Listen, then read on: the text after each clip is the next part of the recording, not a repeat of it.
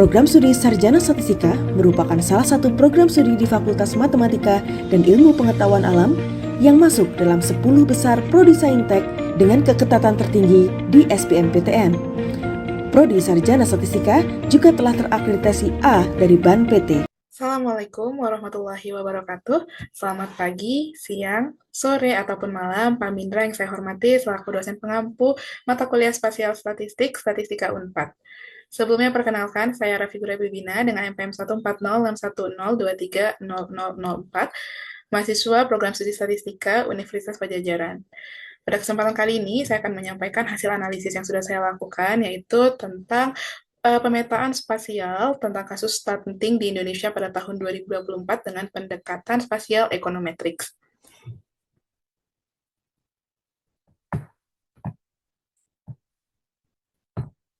Baik, sebelumnya, untuk latar belakang dari mengangkatnya kasus ini sendiri adalah karena stunting masih menjadi isu strategis di Indonesia yang ditandai dengan disparitas prevalensi antar provinsi.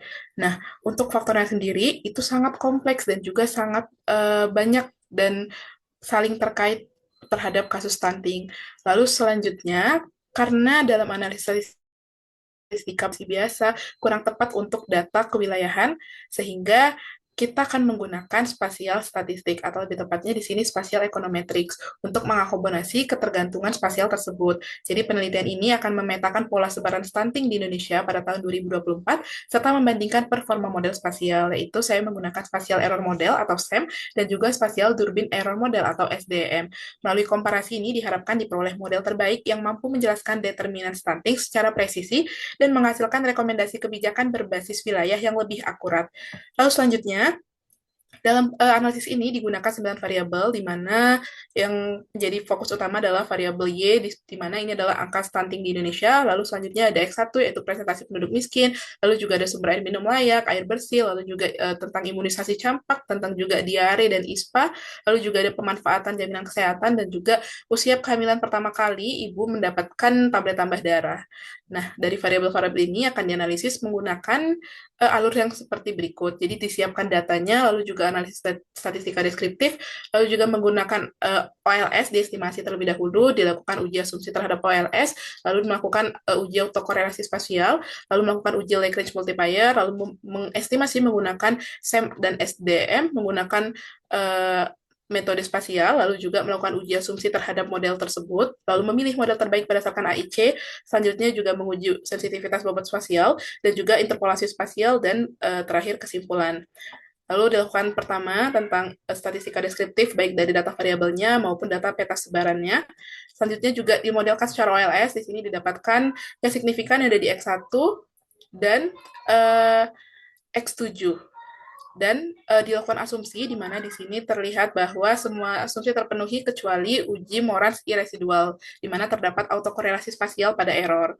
Sehingga selanjutnya dilakukanlah uji autokorelasi spasial. Di sini menggunakan 4 uji di situ, di mana menggunakan Morans I, lalu menggunakan Garrison, Lisa, dan juga Gettys-Ord. Dari keempat metode ini, semuanya konsisten untuk memberikan hasil yang sama. Terlihat bahwa semuanya memiliki autokorelasi spasial selain variabel X2, X4, X5, dan selanjutnya juga X7. Lalu dilakukan uji Lagrange multiplier, di sini didapatkan yang signifikan pada error, sehingga dipilihlah menggunakan metode SEM dan SDM. Selanjutnya dimodelkan dengan SEM dan juga SDM, di mana terlihat variabel yang signifikan. Kalau di SEM ada X1, lalu X3, lalu X5, X6, X7.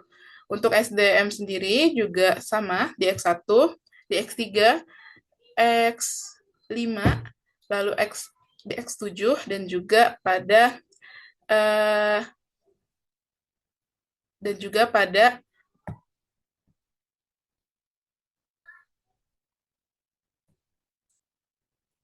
selanjutnya, kita akan melakukan uji asumsi model. Di sini, dari kedua model spasial yang sudah kita estimasi, ternyata semuanya sudah memenuhi asumsi-asumsi. Dan juga yang paling penting sudah tidak terdapat autokorelasi pada residual. Lalu selanjutnya kita bandingkan model, ternyata model terbaik dengan IC terkecil adalah model SAM. Selanjutnya kita juga melihat sensitivitas bobotnya, di mana di sini Quinn dan Rook konsisten dan menunjukkan hasil yang sama, sehingga bobot spasial Quinn atau Rook dipilih sebagai model terbaik dalam penelitian atau analisis ini. Selanjutnya juga ada spasial interpolasi, di mana dilakukan untuk memvisualisasikan sebaran nilai prediksi dari model SAM secara kontinu antar wilayah, sehingga pola spasial yang tidak terlihat pada data diskrit dapat ditangkap dengan lebih jelas. Ini di sini menggunakan metode IDW. Selanjutnya, untuk lebih jelasnya lagi, akan disajikan dashboard yang akan menampilkan hasil dari analisis spasial ini.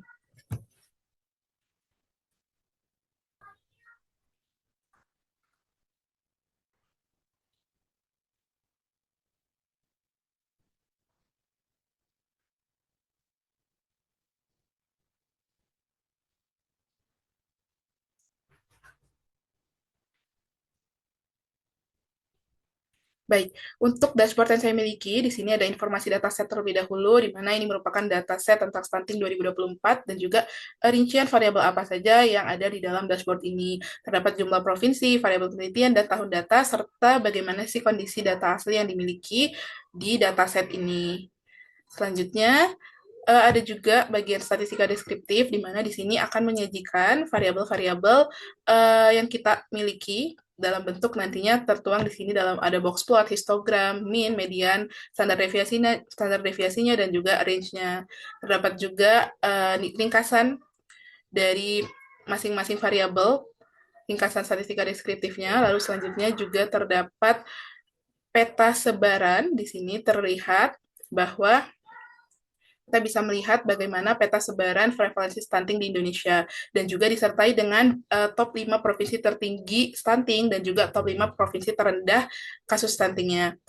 Lalu selanjutnya kita akan melihat autokorelasi spasial. Di dalam dashboard ini juga terdapat bagian untuk melihat autokorelasi spasial. Nah, di sini ada juga hasil uji Moran's-E, yang mana ada yang tadi seperti yang saya sebutkan, ada yang signifikan dan ada yang tidak signifikan. Lalu juga ada dalam bentuk LISA dan juga nanti bisa dipilih dalam bentuk Getty's Ord. Selanjutnya, ada juga bagian evaluasi model. Di sini kita mengevaluasi model terbaik tadi melalui kriteria statistik AIC dan log likelihood. Di sini saya menggunakan kriteria AIC, di mana AIC terendah adalah model SAM, yaitu 201,68. Dan juga ada perbandingan AIC-nya. Lalu selanjutnya estimasi parameternya, kita akan melihat koefisien regresinya. Ini bisa dipilih berdasarkan model yang ingin kita ketahui. Di sini karena model terbaiknya adalah SAM, saya tampilkan adalah koefisien regresi dari model SAM, di mana yang signifikan tadi di X1, di X3, di X5, 6, dan juga di X7, dan di lambda. Selanjutnya, kita akan melakukan interpolasi. Oke, baik, selanjutnya juga bisa kita lihat di sini ada diagnostik model yang mana menampilkan peta nilai prediksi dan juga peta residual standar. Di sini bisa dilihat bagaimana peta residual standarnya. Selanjutnya untuk bagian interpolasi.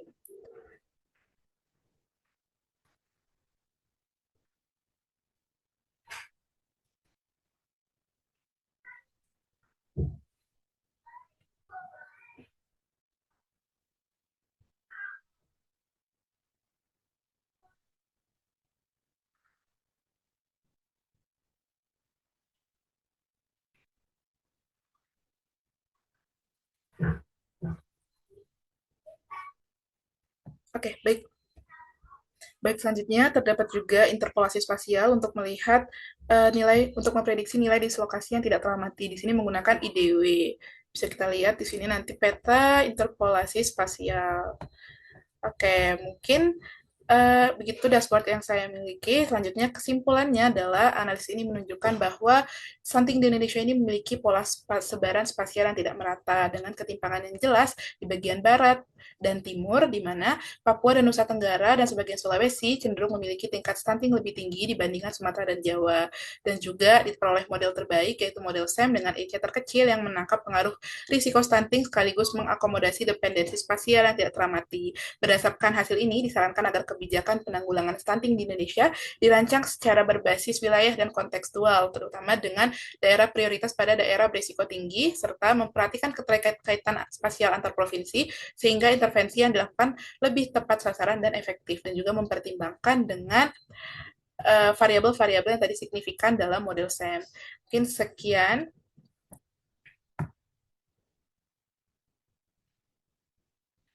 Baik. Sekian yang bisa saya sampaikan. Terima kasih atas perhatiannya. Wassalamualaikum warahmatullahi wabarakatuh.